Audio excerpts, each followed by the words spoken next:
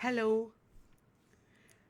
Today we have to discuss one of the most magnificent novels of the 20th century and of modernism,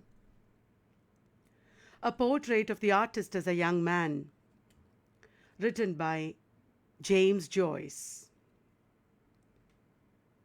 This novel, A Portrait of the Artist as a Young Man, is strongly autobiographical and brilliantly inventive, and was published in 1916 as a product of many years of writing and revision and attempts to publish. The novel is shaped by James Joyce's own experiences of early life at home in Dublin, where his father, an Irish nationalist, exerted a powerful influence on his personality, and later when he went to Clongowees Wood College as a weak and meek boy, he developed through bullying at school and through the crises that he felt in his religious faith into an independent artist with his own sense of destiny and identity. He became a poet and an unbeliever, and Joyce was determined to create his own individual voice.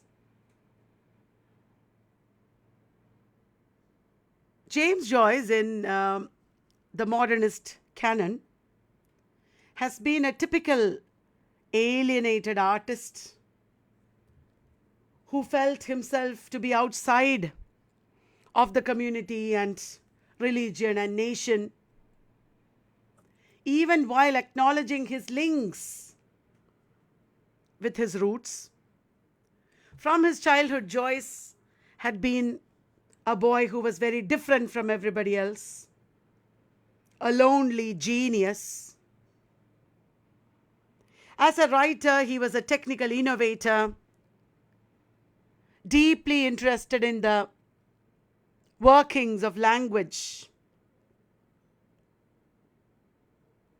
And this novel is a story which tells his break with the Catholic Church and the discovery of his true vocation as an artist. Let us look at a brief life sketch of James Joyce. James Joyce was born in Dublin in 1882. And he died in 1941.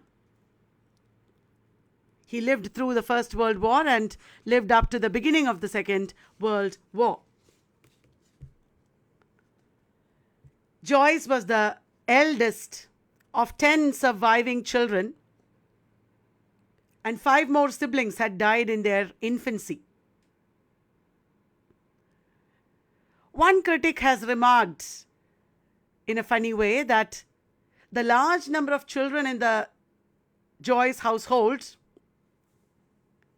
was surpassed only by the large number of debts that his father incurred. So it was a family that lived through continuous financial instability.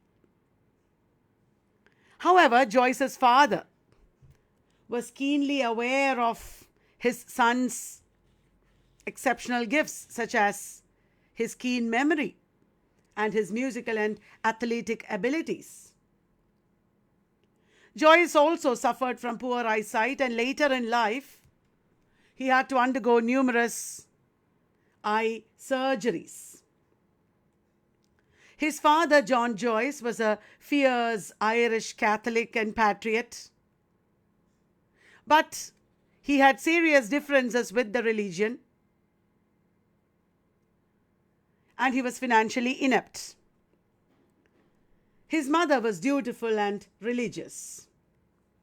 The diminishing wealth of the family was due to John Joyce's habitual unemployment and his drinking and spending habits. And the family often had to move house. All these real life situations of Joyce form the backdrop of the novel Portrait of the Artist as a Young Man. As I already mentioned, John Joyce recognized James's exceptional talents and sent him to the renowned Jesuit school, Clongowes Wood College, which figures prominently in Joyce's work, especially the novel A Portrait of the Artist as a Young Man. Later, Joyce went to Belvedere College, which was equally prestigious. 9-year-old James and his family were taken aback by the death of Charles Parnell, a leader of the Irish Nationalist Party. And you can see this event figuring prominently in the novel that we are going to discuss. Charles Parnell suffered a decline in his political career due to his love affair with a married woman, which was unacceptable to the Catholic Church. And he was even excommunicated. This incident made James aware of the disconnection between the church and the state in Ireland. His disillusionment with the church and the state set in at about the same time, and Joyce realized that Ireland would destroy its own prophets. Due to financial instabilities, Joyce had to leave Clongowes and move to an equally prestigious day school called Belvedere College. There he emerged as school leader, actor, and essayist. You see all these incidents discussed in Portrait of the Artist as well. And it was there that he had his first sexual experience with a Dublin prostitute. Afterwards, Joyce entered University College Dublin. By then, he had seriously been disillusioned by religion and he left religious studies. His family had thought that he would enter priesthood, but Joyce turned to aesthetics and got interested in Ibsen, who was a controversial figure at that time. As I mentioned already, Joyce was meant to enter priesthood, but after contact with Irish literary renaissance, his interest in priesthood was lost, and he grew critical of Irish literature and theatre as well. Joyce became increasingly critical of Irish politics and the church in his late adolescent period. And against his mother's wishes, he went to Paris for medical education. However, there he did not do well in studies or in financial management. And he returned to Dublin in 1903 when his father wrote to him saying that his mother was on her deathbed. Meanwhile, he developed friendships with prominent people like Lady Augusta Gregory and W.B. Yeats. In Ireland, he withdrew from family duties after his mother's death, and for some time he turned school teacher. At this time, he composed a satirical autobiographical piece for his new journal. Not his new journal, there was a new intellectual journal being published at that time called Dana, which on his brother's suggestion, his autobiographical piece he titled A Portrait of the Artist. Dana rejected the manuscript, and the editor of the journal famously said, "I can't print what I can't understand."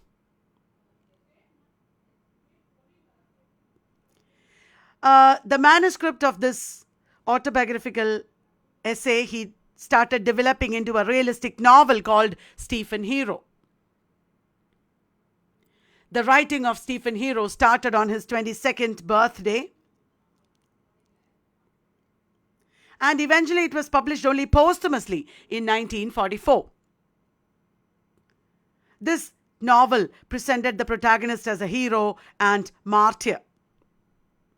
It is based on Stephen Hero that a portrait of the artist as a young man was later written. In Stephen Hero and Portrait of the Artist, the protagonist is Stephen Dedalus. It was a name that James Joyce had earlier used as a pseudonym. Eventually, he went back to the continent where he became a writer. Now, Joyce's literary career is usually divided into 3 stages. The first part of his career covers his life up to 20 years. At that time, he wrote a portrait of the artist as a young man. He started writing, that is.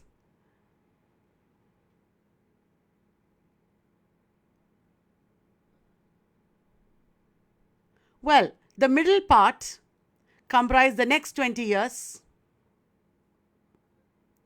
In the first 20 years of his career came Portrait of the Artist. In the next 20 years of his career came Ulysses. Ulysses was the result of the creative activity that he put out while he lived in Austria and Switzerland. The final years of Joyce's life in France led to the writing of Finnegan's Wake. Each of these major works corresponds to one major period in Joyce's career. Apart from these, Joyce has also written a volume of short stories called Dubliners, a drama called Exiles, and a collection of verse called Chamber Music.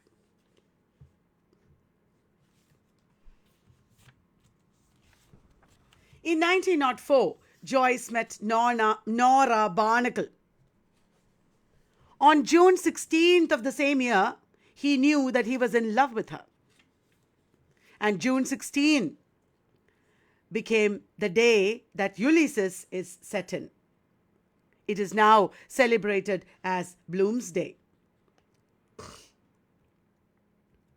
The same year, Nora and James moved to Zurich, where Joyce was promised a teaching job.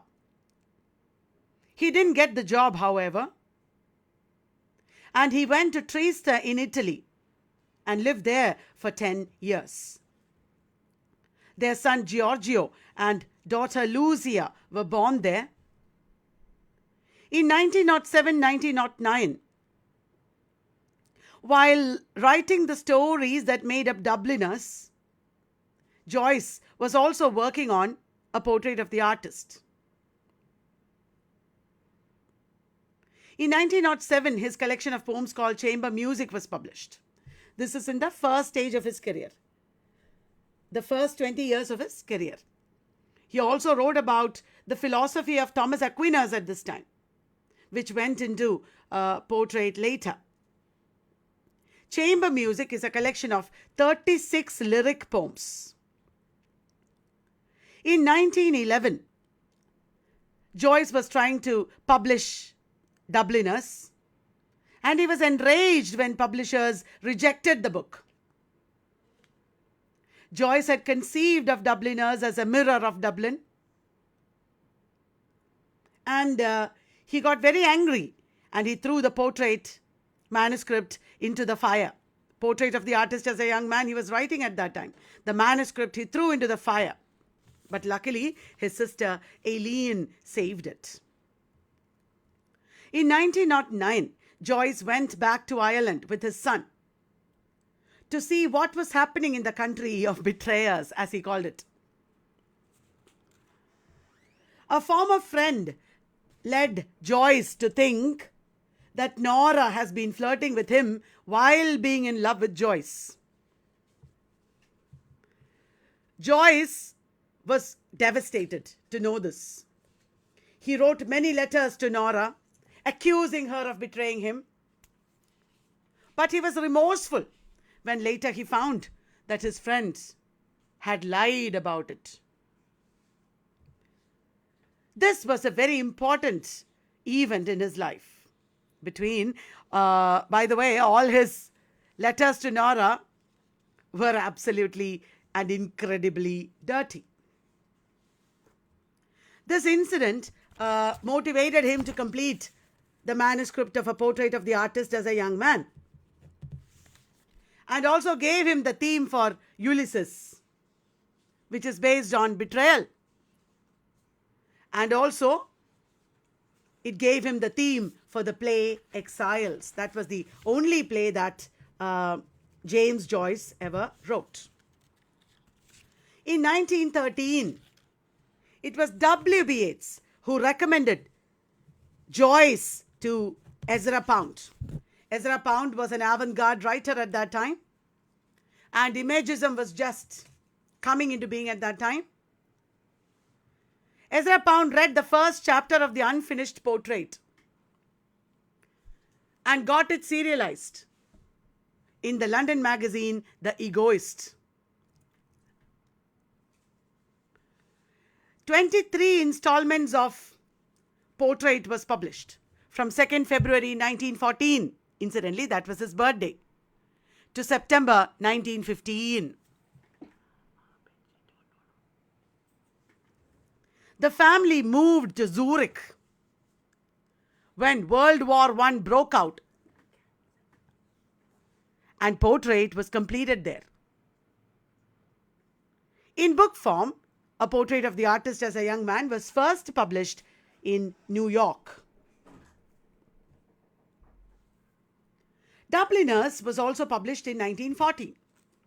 And Ulysses, which was written in 1914-21 period, appeared serially in the American journal Little Review. American journal it was. That was in March 1918, December 1920 period. The publication of Ulysses stopped due to charges of obscenity, and the publishers were prosecuted. It was due to the Nausicaa episode in Ulysses, where Leopold Bloom masturbates on a beach, the Sandy Mount Strand. Sylvia Beach of Shakespeare and Company finally published it in book form on 2nd February 1922, again Joyce's birthday, in Paris.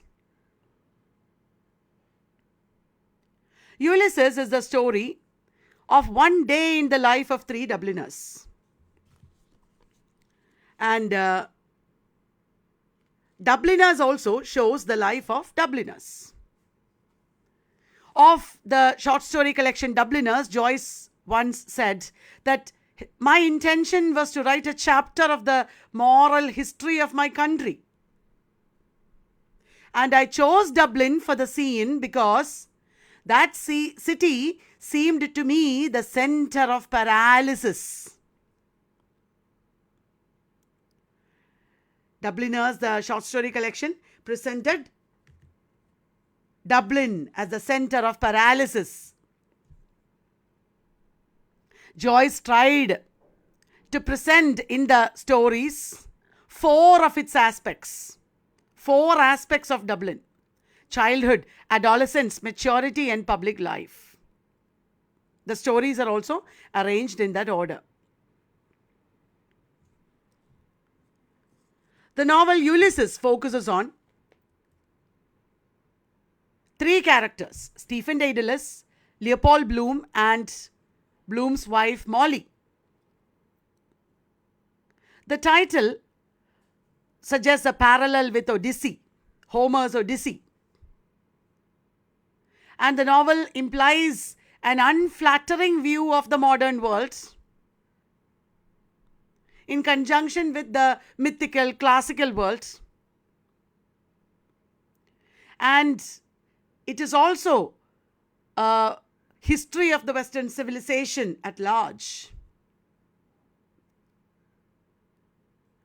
The novel Ulysses is divided into 18 episodes, each with a special technique. Like T.S. Eliot's Wasteland, these disconnected episodes are knitted together by subtly recurring motifs. Largely disconnected episodes are knitted together by subtly recurring motifs. In A Portrait of the Artist as a Young Man, James Joyce had started the use of stream of consciousness technique, a stream of fragmentary thoughts and feelings in the minds of the main characters, vividly rendered through interior monologues, a technique that Joyce borrowed from the French writer Edward Dujardin, who wrote The Laurels Are Not Yet Cut at the end of the 19th century. This technique of stream of consciousness that James Joyce developed in these novels and short stories were also deeply influenced by modern psychology, of course, Freudian psychology. As I told you, Ulysses, even though it is the story of a group of people, is also the symbolic picture of all of human history.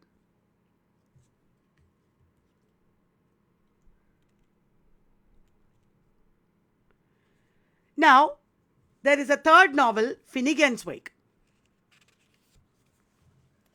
In 1923 began the work on the enigmatic, dreamlike Finnegan's Wake.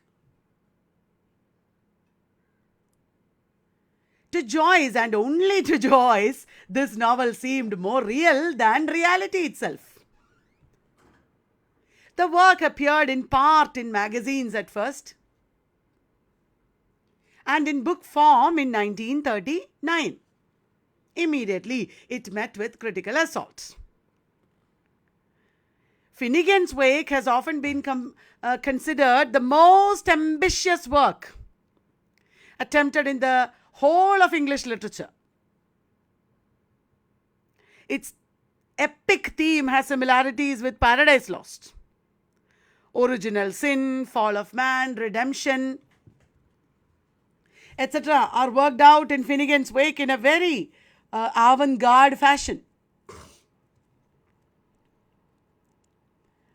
It can even be considered much more complex than Milton's work. It is a very bizarre exposition of the dreams, thoughts, sensations, and experiences of Humphrey Earwicker.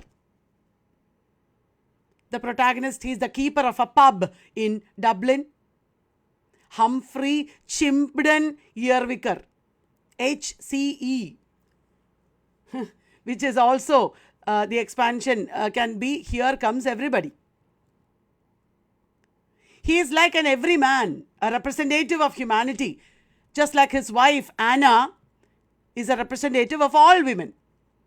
So, Finnegan's Wake is like the story of all of humankind, with Dublin as the background or microcosm. The places and characters are all intertwined in the novel,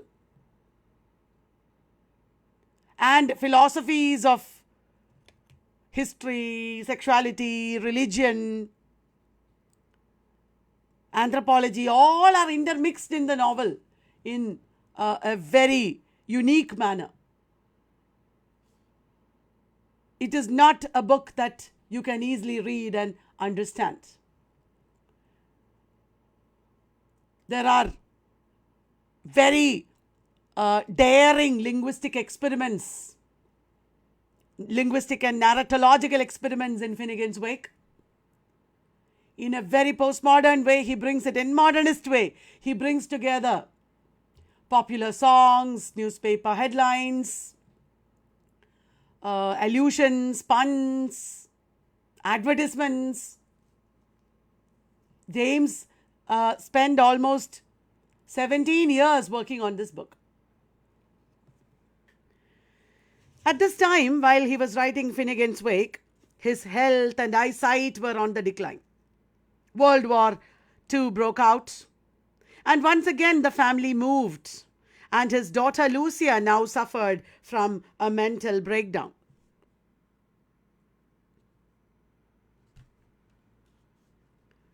That devastated Joyce. Joyce felt that somehow he has failed her.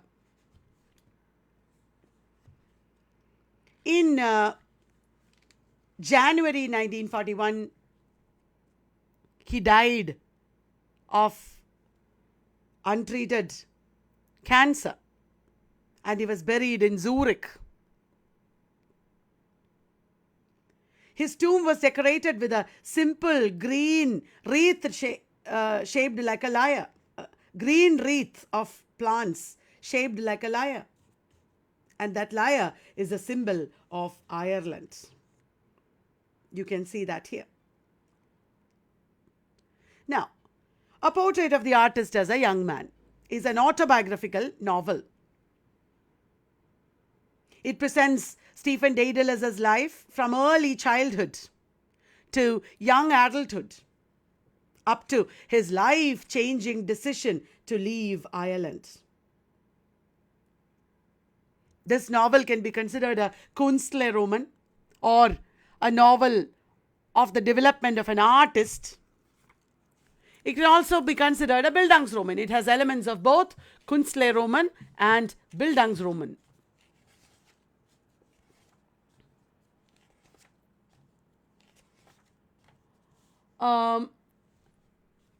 Kunstlerroman and Bildungsroman are profoundly related to modernism.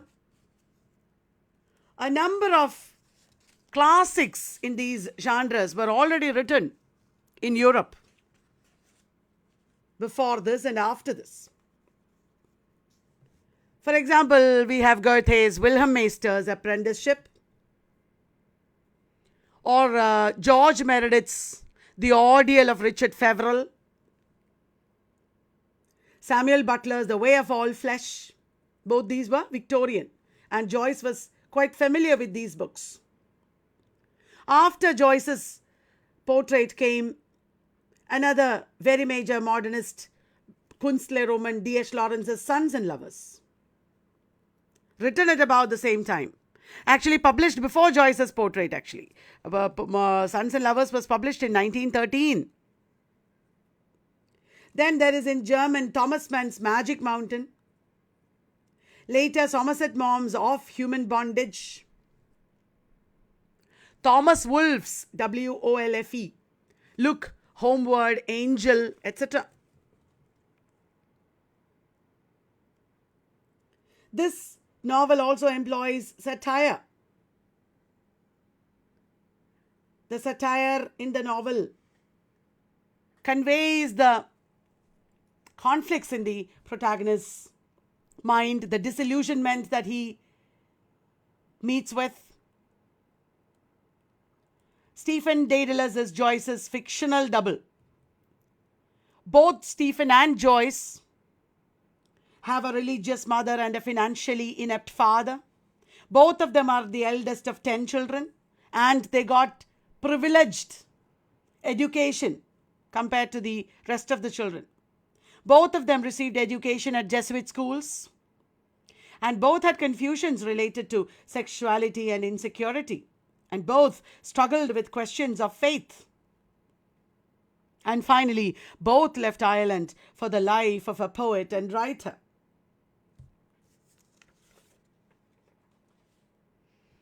Now, a quick look at some of the techniques used in A Portrait of the Artist as a Young Man.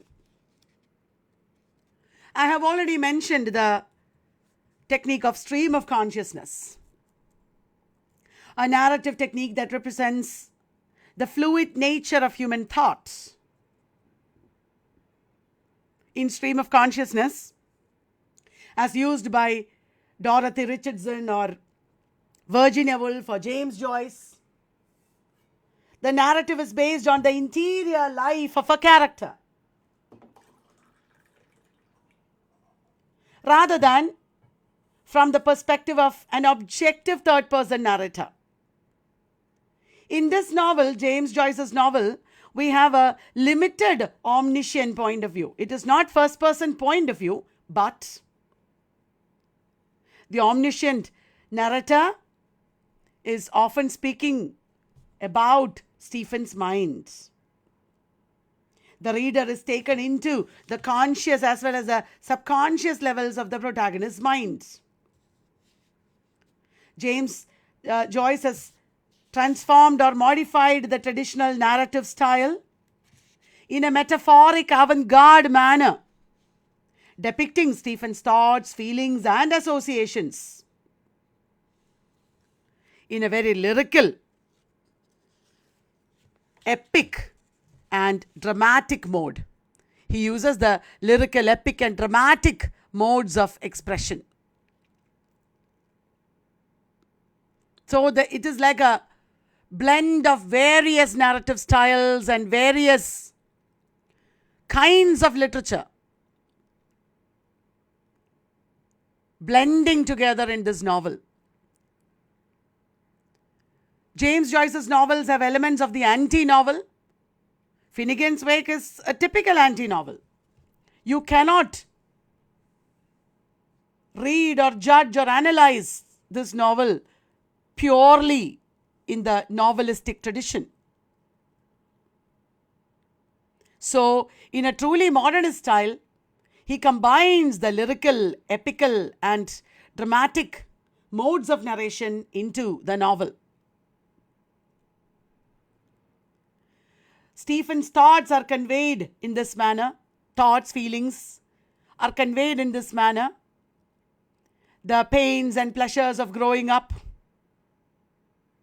At first, the deep feelings about his family and religion. Later, his disillusionment with family and religion. We are taken into the thrilling experiences that Stephen undergoes at the intellectual, sexual, as well as spiritual levels. Another technique used by Joyce is that of epiphany. Epiphany is the Catholic concept of sudden and profound revelation. It is biblical. It is employed here to portray intense aesthetic experiences. Stephen gets epiphanic revelations because of contact with a person, a sensation, or a word, or a situation.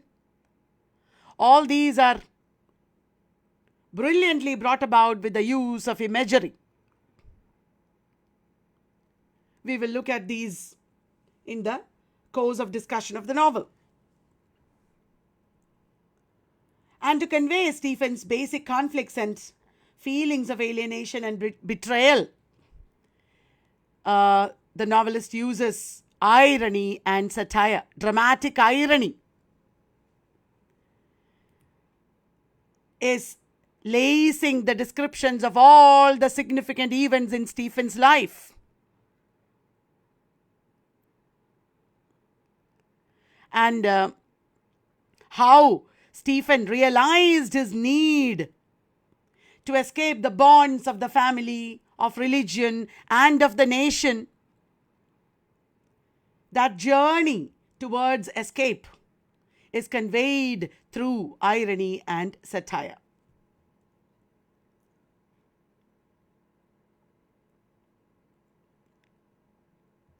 Now a look at the name Stephen Daedalus. Daedalus is what he first used, and later he changed it to Dedalus. So I will use Dedalus here. The name Daedalus is a combination of Greek and Christian myths. It refers to Saint Stephen, the first Christian martyr who was persecuted for blasphemy. Joyce's protagonist is also constantly feeling or made to feel guilty, feeling guilty or made to feel guilty for acting against the church. He acts against the dictates of the church and eventually becomes a rebel against the church, somewhat like Saint Stephen. Joyce's protagonist's name also comes from the myth of the Greek inventor Daedalus and his son, the impulsive Icarus. Daedalus was an architect commissioned by King Minos, and he designed an elaborate labyrinth in which King Minos wanted to imprison a minotaur. It is a monster. However, Daedalus and Icarus themselves became imprisoned in the labyrinth. It was an island labyrinth. From there, Daedalus contrived an ingenious mode of escape by building wings, which he fixed upon himself and his son using wax. Both Daedalus and his son Icarus started flying up out of the labyrinth. And Icarus, in his youthful pride, flew too near the sun, and the wax melted, and he fell into the Aegean Sea, where Icarus was drowned.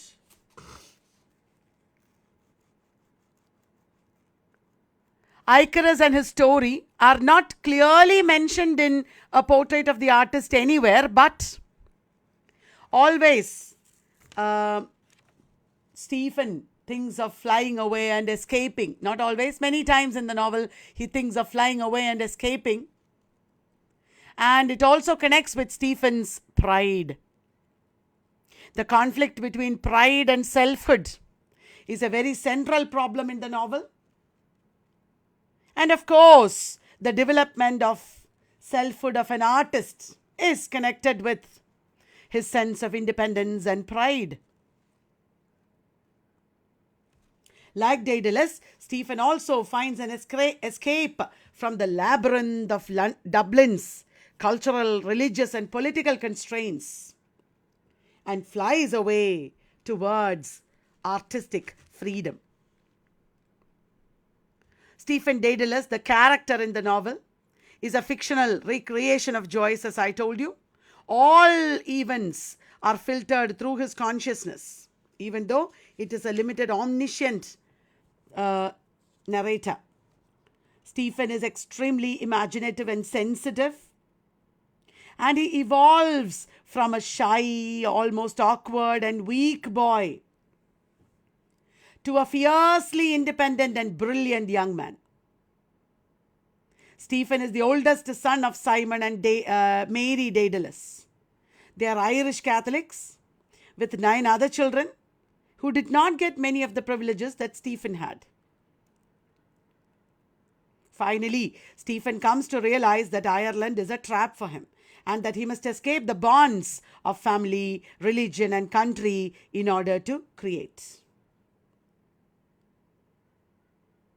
So, let us take a look at the novel itself now. We have, at the beginning of the novel, a picture of Ireland at the turn of the century. It is at the end of the 19th century. And Stephen's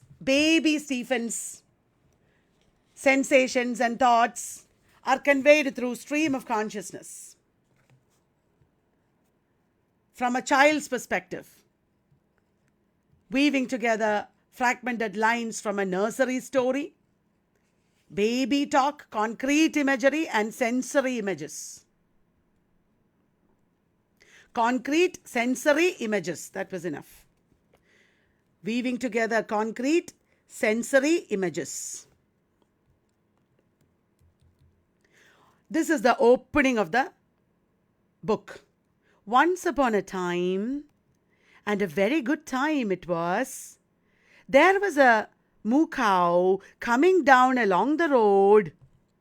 And this moo cow that was coming down along the road met a nice little boy named Baby Takku. I'm reading from the novel. His father told him that story. His father looked at him through a glass. He had a hairy face. He was Baby Takku.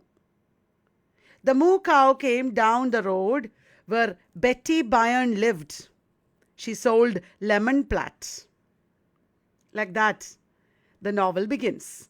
There is no formal grammar or structure many times because it is stream of consciousness. And then he sings a song. Oh, the wild rose blossoms on the little green place. Originally, the rhyme is on a little green grave. But because a child is being told, instead of grave, they are telling him place. And remember, it is about wild roses, not tame roses, that the song is about. He sang that song. That was his song. Oh, the green wath botteth.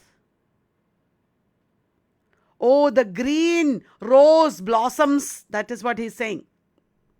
What? Green rose? The red rose became green rose. You see, there is a mixing up of the colors and sensations indicative of a child. And then after this, the story goes on. When you wet the bed first, it is warm. Then it gets cold. His mother put on the oil sheet. That had the queer smell. His mother had a nicer smell than his father. She played on the piano the sailor's hornpipe for him to dance. He danced. Tra-la-la, la-la, tra-la-la, tra-la-la, daddy. Not daddy. Tra-la-la-dee. Tra-la-la-la-la, tra-la-la-la-la. Uncle Charles and Dante clapped. They were older than his father and mother, but Uncle Charles was older than Dante.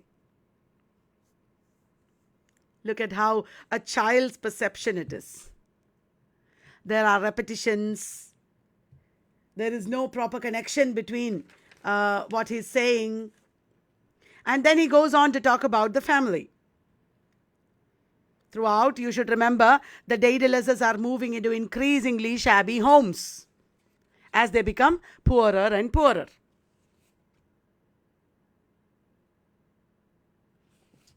His father had a hairy face, you already saw that. And his mother had a nicer smell than the father. Governess Dante, or Mrs. Riordan, that is her name. That is how she is called. She is a fanatically Catholic woman. And we are also introduced to Uncle Charles. Uncle Charles also lives with the family. Aileen is a neighborhood Protestant girl. And one day, he always remembers her as having ivory hands and golden hair. One day, Stephen declares that he will marry her. He will marry Aileen, the girl with ivory hands. She's like the Tower of Ivory. That's a biblical connection. And she has golden hair. She's like the house of gold in the Bible. When Stephen declares that he will marry her, Dante is furious. Dante is furious. This is how I will read from the novel. This is how he introduces this. Joyce. The Vances lived in number 7. I'm reading from the novel. They had a different father and mother. They didn't have the same father and mother as Stephen. They were Aileen's father and mother. When they were grown up, he was going to marry Aileen. That he came and said at home, and he got into trouble. He hid under the table. His mother said, "Oh, Stephen will apologize." Dante, "Oh, if not, the eagles will come and pull out his eyes." Pull out his eyes, apologize, apologize, pull out his eyes, apologize, pull out his eyes, pull out his eyes, apologize. James Joyce turns that also into a nursery rhyme. So what does this mean? Any sudden expression of emotion that is natural or spontaneous or even artistic, such as his spontaneous expression of the idea that he will marry the Protestant girl Aileen. The Daedalus are Catholics and this is Protestant girl. Immediately, that natural expression of emotion or that natural idea resulted in swift moral retribution from the stern members of his family. Later, he will find that such a spontaneous artistic expression will also lead to retribution from the society. The society will censure such natural expression. You are supposed to control. Spontaneous outbursts of emotion should be controlled. Stephen is overly sensitive, and all these attempts to control him or reproach him makes him feel guilty. At first, he does not even understand why he is feeling guilty. And he becomes confused and agonized. So that is the first part of his life. Now he is in Clongowee school. Immediately in the first page of the novel itself, in the second page that is, he goes to a memory of Clongowees. And the language has changed now. The wide playgrounds were swarming with boys. All were shouting and the prefects urged them on with strong cries. The evening air was pale and chilly.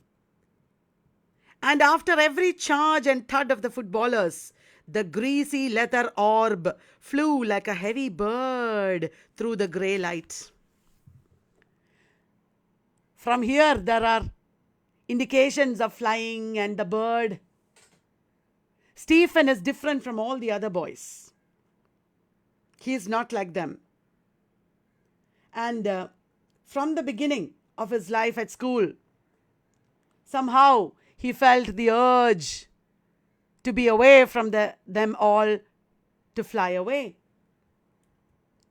Stephen is no match for his rough schoolmates like Roddy Kickham and Nasty Roch. Stephen, unlike them, is small, creative, sensitive. He has weak eyesight. And in these early years of his life, he is also homesick. Later, remember, he will leave his home, but now he is homesick. And he often takes refuge in devout prayers. But these incidents at school from the beginning highlight Stephen's growing sense of isolation and discomfort in the society. Stephen is feeling lonely, and the first memory of loneliness was when his parents said goodbye to him. I'm reading from the novel. The first day in the hall of the castle, when mother had said goodbye, she had put up her veil double to her nose to kiss him, and her nose and eyes were red. But he had pretended not to see that she was going to cry. She was a nice mother, but she was not so nice when she cried. And his father had given him 2 5-shilling pieces for pocket money. And his father had told him if he wanted anything to write home to him. And his father had told him if he wanted anything to write home to him. And whatever he did, never to peach on a fellow. Then at the door of the castle, the rector had shaken hands with his father and mother. It was the goodbye. And all that Stephen can remember in these early days of homesickness is going home for the holidays. I'm reading. After supper in the study hall, he would change the number pasted up inside his desk from 77 to 76. That means 1 day less in going home. He's counting the days.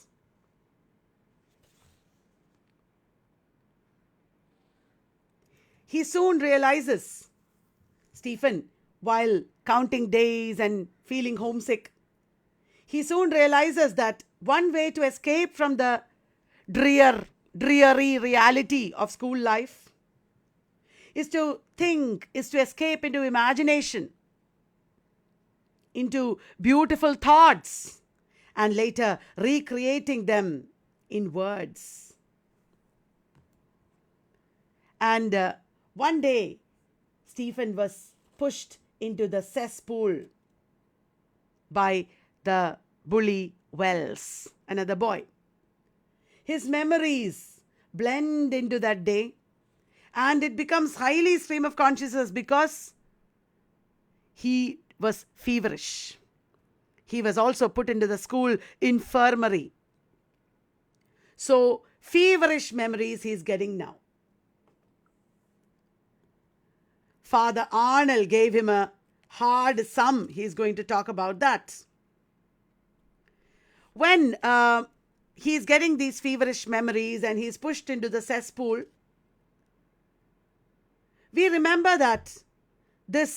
realize that this cesspool is more than just an incident in school. It is a metaphor.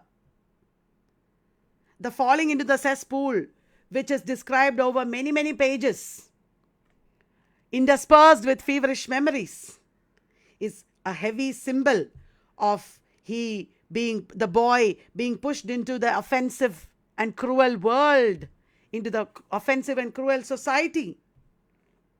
A world that is very unlike his warm and secure home. So now, let me read about Father Arnold giving him a hard sum. It was the hour for sums. Father Arnold wrote a hard sum on the board and said, "Now then, who will win? Go ahead, York. Go ahead, Lancaster."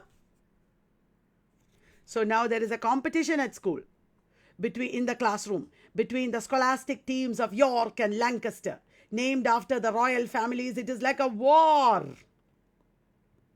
The teams are wearing badges of red or white rose. Ironically, these represent political factions. So this competition in the classroom is like a training for the competition in the adult world over politics. Poor Stephen, I'm reading, poor Stephen tried his best, but the sum was too hard and he felt confused. Jack Lawton, the class leader, finally gets it correct. And Father Arnold looks at his copybook and said, "Right, bravo, Lancaster, the Red Rose wins."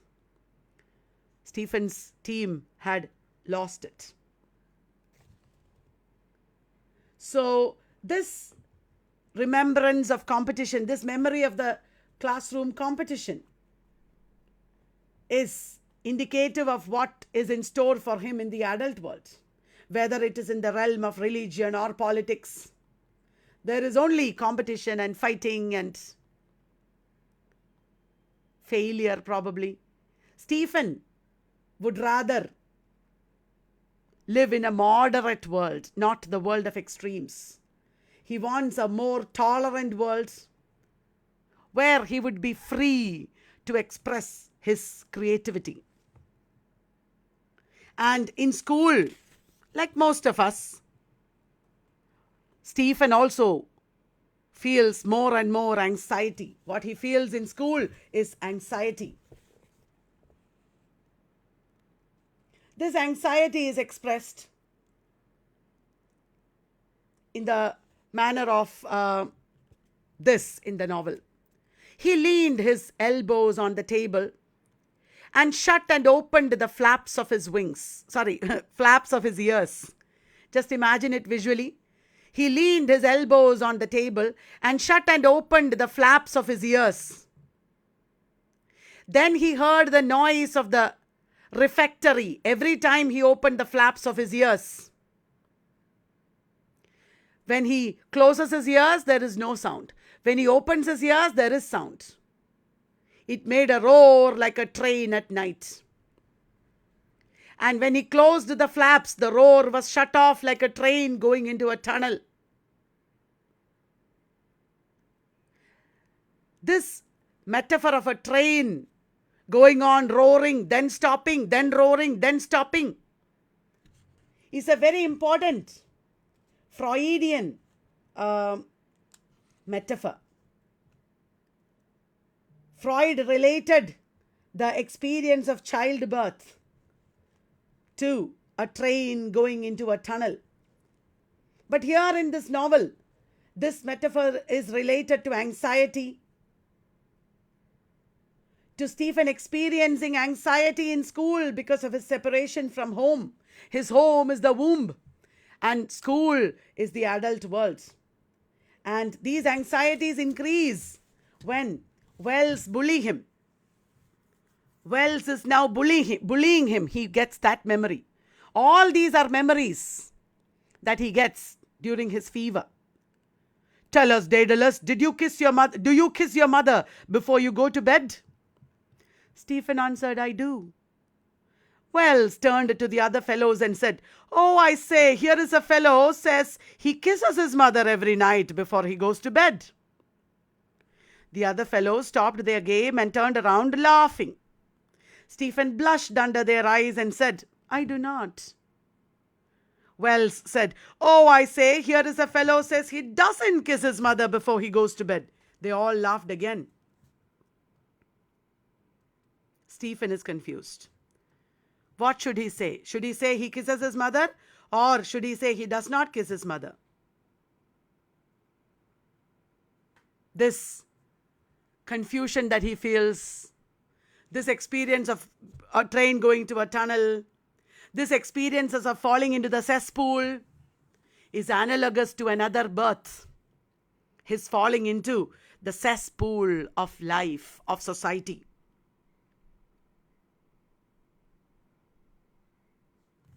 And Stephen at this time tells his prayers. He says his prayers repeatedly. And one day, all that is part of his realizing who he is. And one day on his geography book, he writes his name, where he was. This shows his growing sense of identity. Now let us take a look at what he wrote in his book. Stephen Daedalus, Class of Elements, Clongowees Wood College, Salins, County Kildare, Ireland, Europe, the world, the universe. See, this declaration of identity, illustrating his feelings of smallness in an immense world, how small he is in this immense world. He's experiencing it in school. This begins Stephen's attempt. This marks the beginning of Stephen's attempt to create his own identity, to establish control over his own life. I told you, this is also the time when he repeatedly tells prayers, memorized prayers before going to bed. There are memories of how he gets ready to sleep, how he says his prayers without probably realizing what it all means. The repetition of memorized prayers indicates that these prayers are of little use to people. People who are deeply troubled, people who are in deep suffering, do not really get benefited by all these prayers.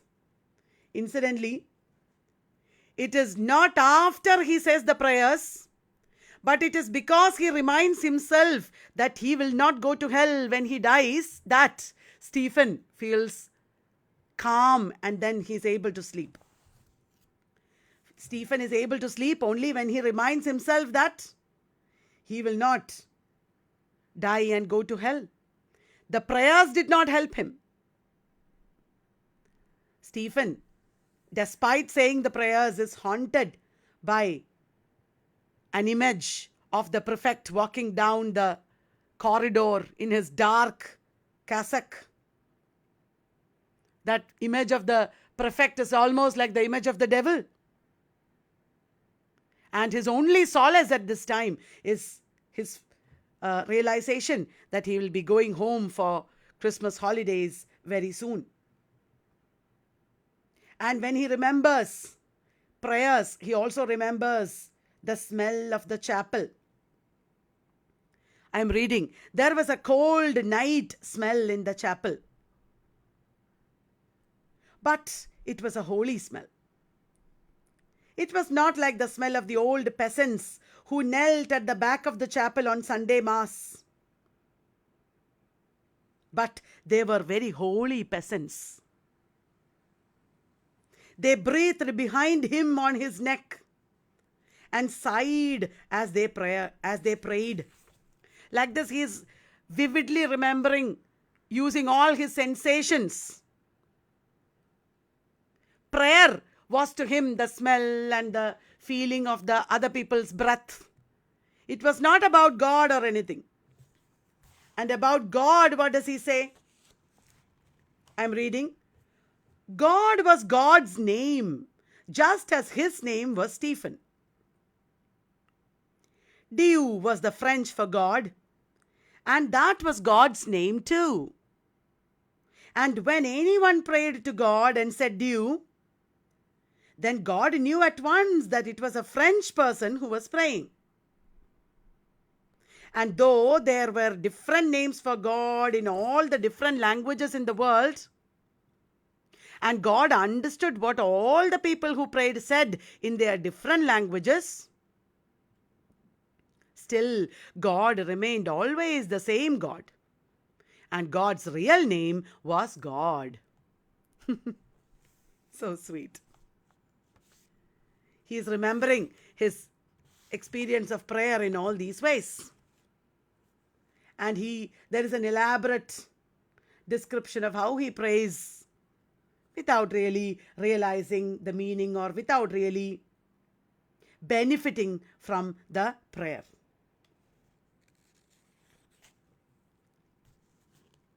And then there is a description of how excited he is that he will be able to go home for the holidays. All that is happening. All these memories are happening after he fell into the cesspool and went to school infirmary. Remember, in his feverish state, he is getting all these ideas and thoughts. Going home for the holidays, that would be lovely, the fellows had told him. Getting up on the cars in the early wintry morning outside the door of the castle. The cars were rolling on the gravel. Cheers for the rector. Hooray, hooray, hooray. And he is describing how the cars roll past and how he reaches home. Welcome home, Stephen. Noises of welcome. His mother kissed him. Was that right? He's thinking, is it okay to be kissed by the mother? Because he's remembering the bullying of Wells. His father was a marshal now, higher than a magistrate. Why he is thinking like that is because while he is in the infirmary, we will come to know that later, there is a comparison of all the boys' fathers. Ati, whom he meets in the infirmary, talks to him about how his father is a very rich man. he owns a race course, race horses. He kept race horses, Athi's father. So he's remembering all that. And he has come home. And as he's thinking of all this, he also feels like, because he has fever, Fleming is saying, "Are you not well?" He did not know. Stephen did not know whether he was unwell. And Fleming said, "Get back into bed. I'll tell McGlade that you're not well." And he hears other people speaking in his feverish state. "He's sick." "Who is?" "Tell McGlade. Get back into bed. Is he sick?" And everybody now knows that Stephen has fever because he fell into the cesspool. So amidst all these different memories, now we are being told what really happened. Memories blend into the day Wells pushed him into the cesspool, and he was put in the school infirmary with a fever. He gets feverish memories, getting ready to sleep, praying, the smell of the chapel, repetition of memorized prayers. And Wells comes and talks to Stephen. "Daedalus, don't spy on us." "Sure you won't?" It is like a threat also. Stephen should not tell on Wells. He should not tell anybody that Wells pushed him. Wells's face was there. In his fever, Stephen is looking and sees Wells' face. He looked at it and saw that Wells was afraid. And Wells is saying, "I didn't mean to." "Sure you won't?" "I didn't mean to. Honor and bright. It was only for Cod. I'm sorry."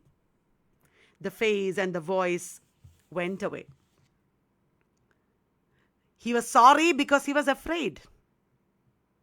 Afraid that it was some disease. Because it is into a cesspool. Cesspool means where the dirty water is collected. That is where he has fallen.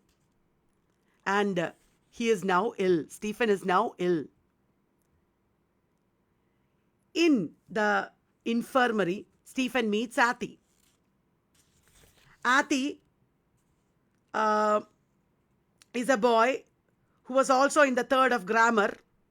That is the class in which Stephen is, third of grammar. And Athi told Stephen that his father kept a lot of race horses. And his father would give a good tip to brother Michael anytime he wanted it. And brother Michael was very decent. He always told Athi the news out of the paper. I'm reading from the novel. And they talk, Stephen and Athi. "You have a queer name, Daedalus. And I have a queer name too, Athi. My name is the name of a town. Your name is like Latin." And then Athi asks Stephen a riddle. Stephen is not able to answer the riddle. And Athi tells him there is something more, but Athi won't tell him what it is. "I won't tell you what it is." And Stephen thinks, why did he not tell it? His father who kept the race horses must be a magistrate too, like Saurin's father and Nasty Roch's father. All of them are magistrates. Stephen is thinking in his childish way. He doesn't know for real. He thought of his own father, of how he always sang songs while his mother played, or of how he gave him a shilling when he asked for a sixpence. And he felt sorry for him that he was not a magistrate like the other boys' fathers. And then Stephen remembers brother Michael. Brother Michael cared for them. And the prefect spoke to brother Michael. And brother Michael answered and called the prefect sir. He had reddish hair mixed with grey. And brother Michael had a queer look. It was queer that he would always be called a brother, never father. It was queer that you could not call him sir because he was a brother and had a different kind of look. Stephen is thinking, was he not holy enough? Or why could he not catch up on the others? Why can't he also become a father? That is a subtle sarcasm at the inequalities that prevailed in the church. Brother Michael is always a brother. There are lower class people and upper class people within the clergy itself.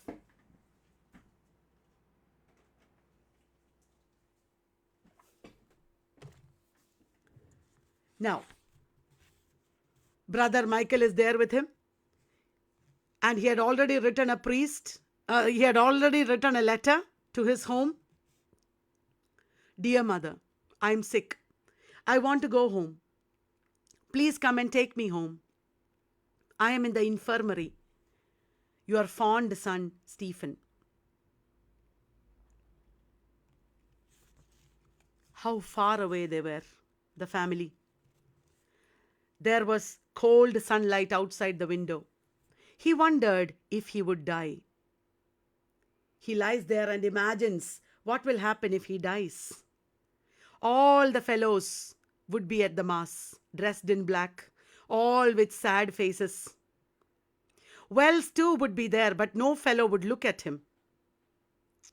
Stephen is imagining that he would die and make Wells guilty.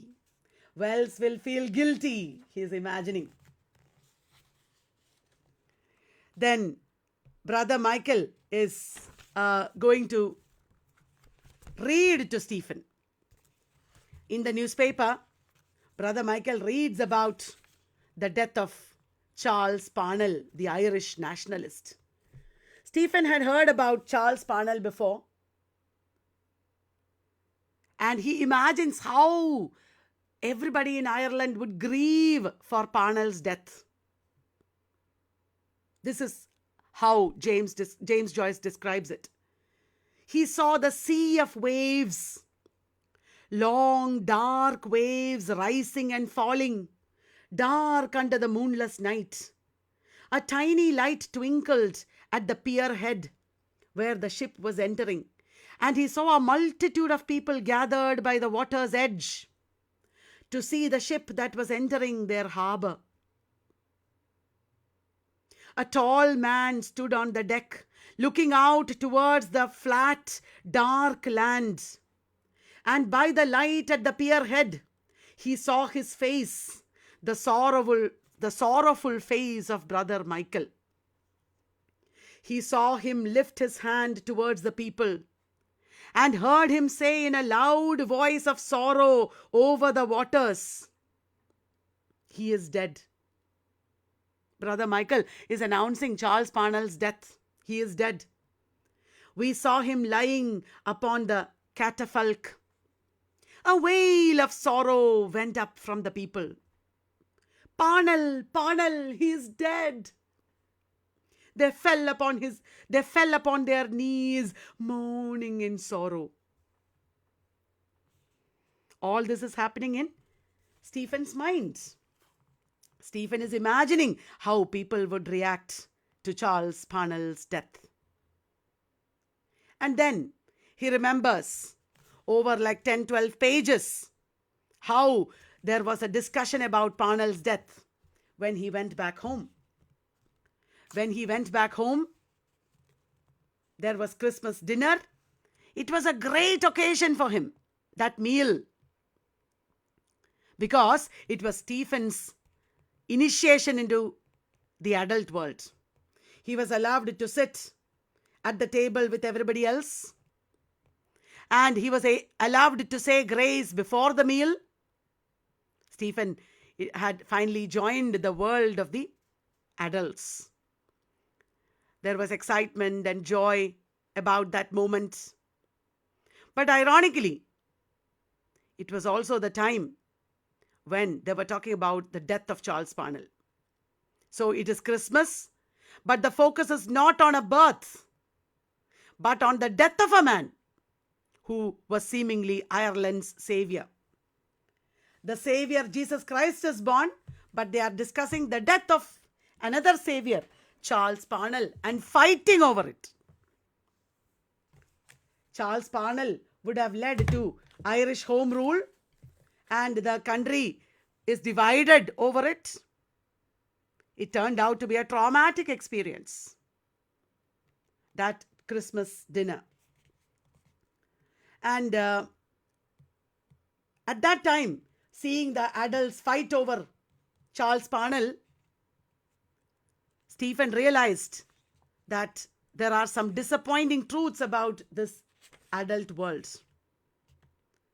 The adult family members are not as great as they seemed to be. Why this disagreement was there was because Parnell had marital infidelity, and the church condemned it and excommunicated him. And Parnell he was thrown out of the party, and Parnell tried to make another party, but the strain of all this made him die of heart failure or something when he was just in his 40s. He was like 47 years old or something. He died very young. Simon Daedalus and John Casey, his friend, are very upset about their leader's death. And they are very angry with the priests and the church. They are attacking the priests. And Mr. Daedalus and John Casey say that they are a priest-ridden, God-forsaken race. Priest-ridden, God-forsaken race. But Dante is intolerant, and she will not accept this railing at the church and the priests. She attacks Charles Parnell instead and says, "A traitor to his country," replied Dante. "A traitor, an adulterer. The priests were right to abandon him. The priests were always true friends of Ireland." Mr. Daedalus and Casey did not leave the discussion at that. They replied, "Didn't the bishops of Ireland betray us in the time of union, when Bishop Lanigan presented an address of loyalty to the Marquis of Cornwallis? Didn't the bishops and priests sell the aspirations of their country in 1829 in return for Catholic emancipation?" Like that, they continued to rail at the bishops. And Dante kept attacking Parnell, defending the priests, and she said, "God and morality and religion come first." Mr. Casey becomes so angry, he raised his clenched fist and brought it down on the table with a crash. "No God for Ireland," he cried. "We have had too much God in Ireland. Away with God." Dante was so hurt that she cried, "Blasphemer! Devil!" screamed Dante, starting to her feet and almost spitting in his face.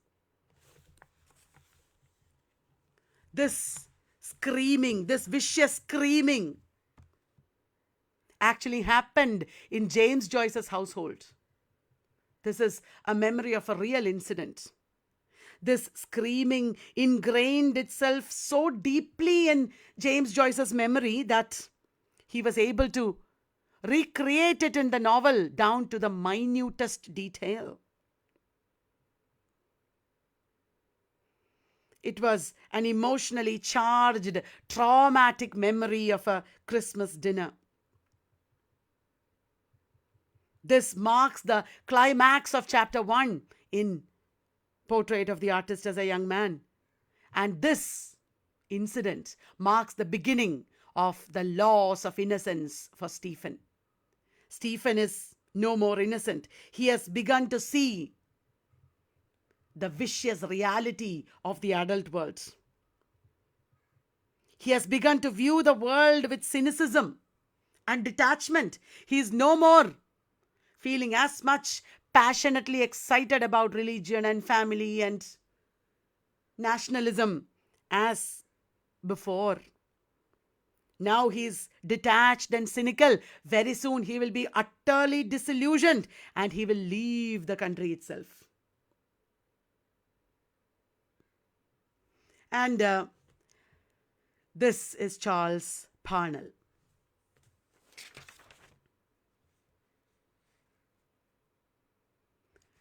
The last slide in this video is called punishments. After he began to lose his innocence, there are some incidents that shows the cruelty and indifference of the adult world. At Clongowees, some boys steal altar wine. And all the boys are discussing it. The fellows or the classmates are all discussing together in little groups. One fellow said, "They were caught near the Hill of Lions." "Who caught them?" "Mr. Gleason and the minister. They were on a car." That is another incident. They drank the altar wine, but they were caught by the smell of it. And then they were also caught engaged in some homosexual adventure. Stephen is listening to the discussions of all the other boys. He's afraid to speak. He is shocked to know that these are the things that his friends have been doing. Simon Moonan, Tusker Boyle. And the boys are saying that they will be expelled or flogged. 5 boys are there altogether. They are given the choice of being expelled or flogged. Only one of the boys chose flogging. Simon Moonan and Tusker Boyle will be flogged. No, only one of the will be expelled. They will be expelled. Only one of the boys, Corrigan, would be flogged. It takes a lot of courage to choose flogging, right? And then the boys are again discussing. Fleming thinks that Mr. Gleason will not flog hard because it will look very bad if he flogged hard. This flogging is done with a pandy bat. Flogging is done with a pandy bat. Pandy bat is a stout leather strap that is reinforced with whalebone. It can really, really hurt you. They are talking about flogging. And Fleming says it will look very bad if Mr. Gleason flogged hard. So Gleason will not flog hard. But that is not what Stephen thinks. Stephen doesn't say it, but quietly he thinks, no, Mr. Gleason must be really kind at heart, even though he is flogging.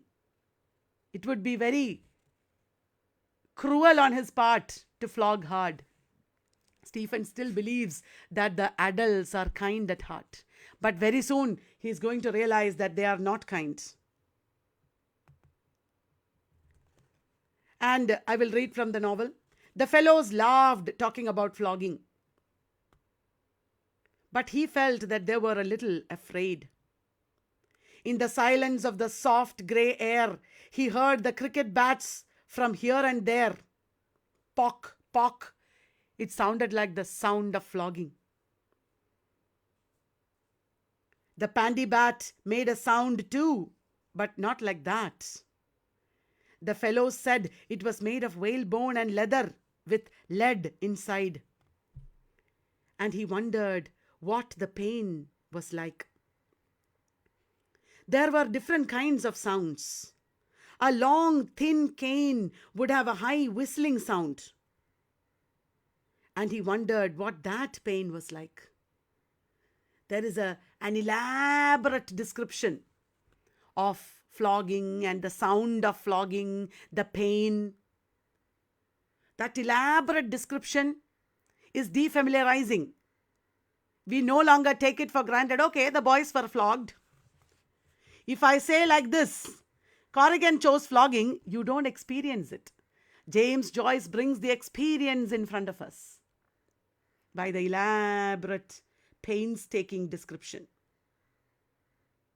And Stephen also describes Mr. Gleason's long pointed nails.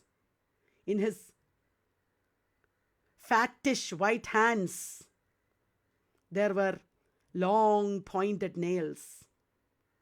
So long and cruel they were. Though the white fattish hands were not cruel but gentle.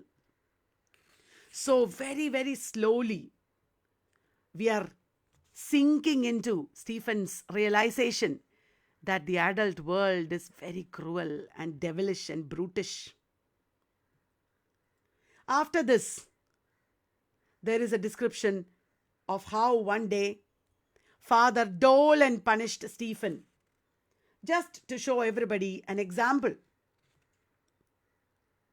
I will tell you the entire story. It was Father Arnold's class. Father Arnold came in and the Latin lesson began.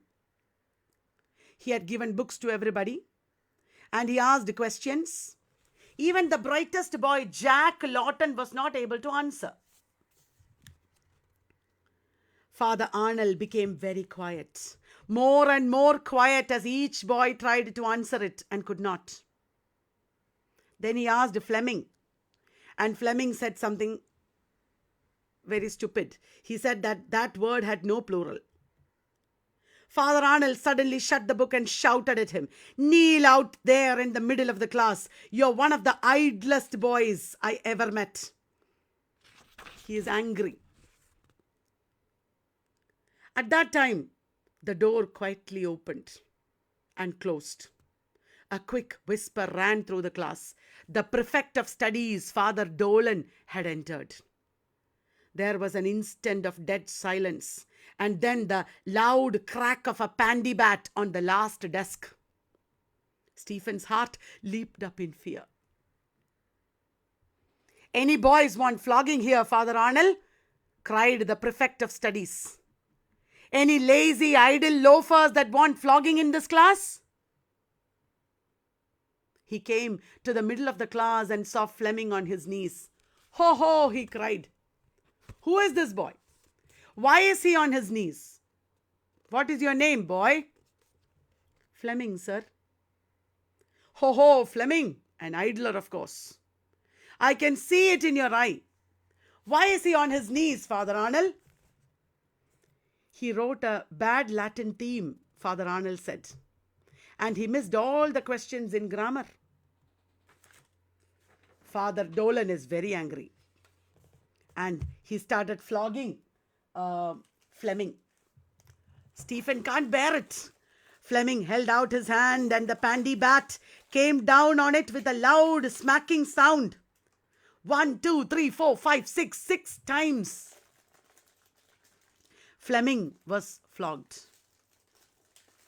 The pandy bat came down in 6 loud, quick smacks. And Father Dolan said, as if threatening everybody, "At work, I tell you. Father Dolan will be in to see you every day. Father Dolan will be in tomorrow."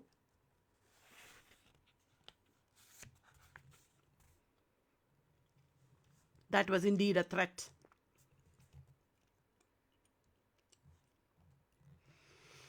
And then he came up to Stephen, Father Dolan. Stephen was scared. "You, boy, who are you?" Stephen's heart jumped suddenly. "Daedalus, sir." "Why are you not writing like the others?"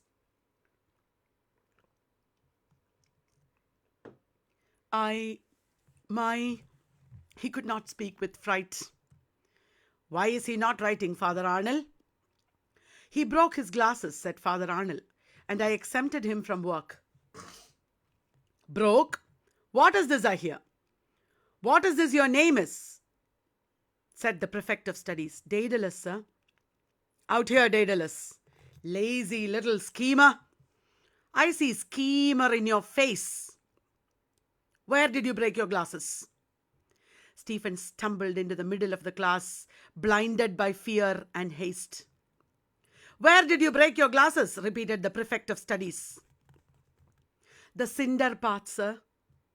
"Lazy, idle little loafer," cried the prefect of studies. "Broke my glasses. An old schoolboy trick. Out with your hand this moment."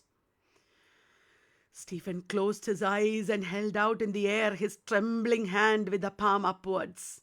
He felt the prefect of studies touch it for a moment at the fingers to straighten the hand, and then the swish of the sleeve of the soutane, that is his dress, as the pandybat was lifted to strike. A hot, burning, stinging, tingling blow, like the loud crack of a broken stick, made his trembling hand crumple together like a leaf in the fire. And the sound and the pain, scalding tears were driven into his eyes. His whole body was shaking with fright.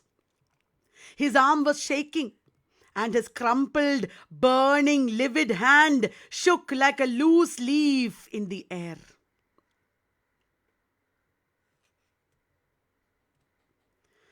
There is 2 pages of description of what he felt, what he went through, the humiliation, the injustice of being flogged. It was unfair and cruel because the doctor had told him not to read without glasses. And he had written home to his father that morning to send him a new pair. And Father Arnold had said that he need not study till the new glasses came. Then to be called a schemer before the class, to be pandied, when he always got the card for first or second. And he was the leader of the Yorkists. How could the prefect of studies know it was a trick? He felt the touch of the prefect's fingers on his hand as they steadied his hand, and at first he had thought he was going to shake hands with him because the fingers were soft and warm. And then in an instant he had heard the swish of the soutane sleeve and the crash. It was unfair and cruel. In this passage, you see how Stephen develops a sense of justice. He is able to think for himself. He has found his voice. And all the boys ask him to go and complain. Over a few pages, James Joyce describes how slowly Stephen came to a realization that he should go and complain. He decides to complain because it was wrong. It was fair and cruel. It was unfair and cruel. He suffered time after time in memory the same humiliation until he began to wonder whether it would not be better to go and complain. And then, over many pages, we read about the fearful walk that he took to the rector's room. He went to the rector's room, slowly walking, passing the narrow, dark corridor, once again like a tunnel, like a train passing through the tunnel. He is coming of age. He's growing up. It is like many births at once, passing little doors that were the doors of the rooms of the community. He peered in front of him and right and left through the gloom and thought that those must be portraits. He's seeing. Without his glasses, he's not able to see. It was dark and silent, and his eyes were weak and tired with tears, so that he could not see. This is also very Freudian. And finally, he comes to the rector's room. He had never suspected that Father Dolan would be so cruel. But now he has seen it face to face. And he speaks to the rector. "Well, my little man," said the rector, "what is it?" Stephen swallowed down the thing in his throat and said, "I broke my glasses, sir." The rector opened his mouth and said, "Oh."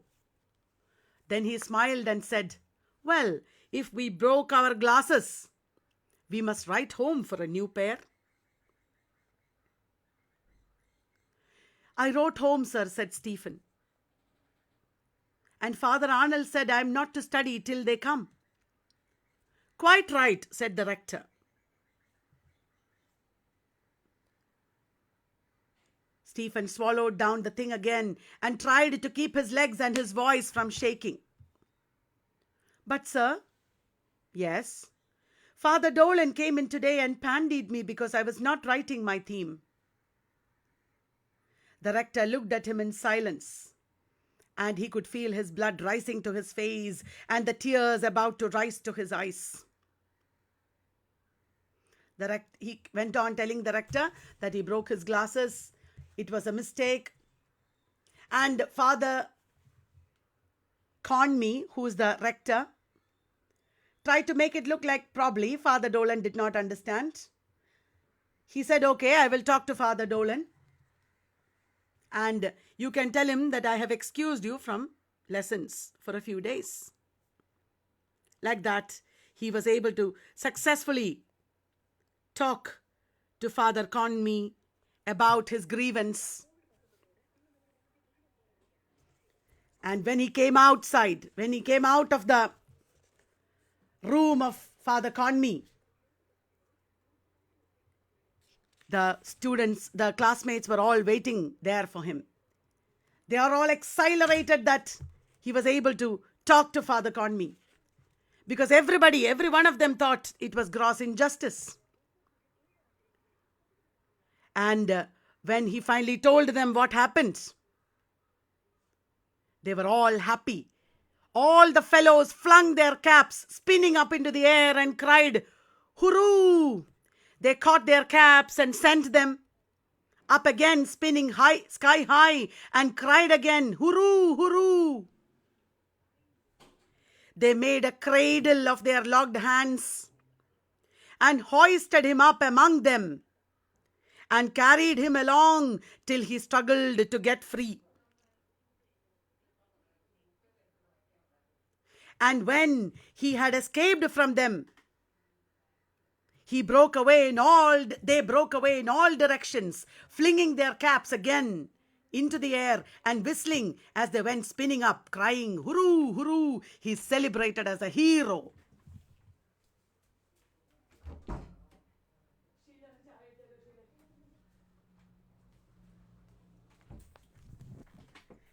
That was a very big achievement in Stephen's life. That day when he was able to go and complain and speak out his mind against injustice. That brings us to the end of chapter 1. So far, the major shaping forces in Stephen's life are all introduced, such as Irish nationalism. At first, he was excited about nationalism and politics, the discussions. He